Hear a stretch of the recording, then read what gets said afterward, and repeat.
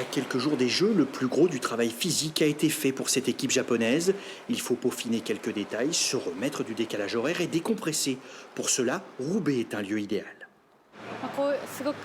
C'est un environnement où l'équipe peut bien se préparer et se concentrer pour les Jeux. Ça n'est pas très loin du site des épreuves et en plus, il y a beaucoup de nature. Donc c'est un environnement très agréable. La délégation se rend pour la troisième année consécutive à Roubaix.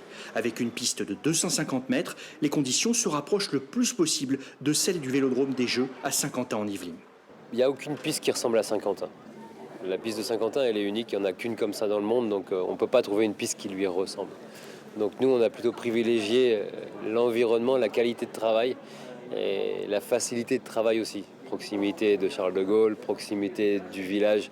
Donc c'était ça notre choix. Le cyclisme sur piste est très populaire au Japon. Il fait l'objet de paris sportifs. Il inspire des mangas et dessins animés. Pourtant, ce n'est pas la nation favorite pour ces Jeux 2024, mais l'équipe y croit et espère décrocher plusieurs médailles. Je pense que l'écart avec les autres nations s'est vraiment réduit. Juste avant les derniers Jeux, nous avons eu des coachs d'Australie, de France, qui sont venus et qui nous ont amenés à un autre niveau, et nous sommes vraiment craints par les autres pays. La délégation quittera le stade de Roubaix le 31 juillet, début des épreuves aux Jeux, le 5 août prochain.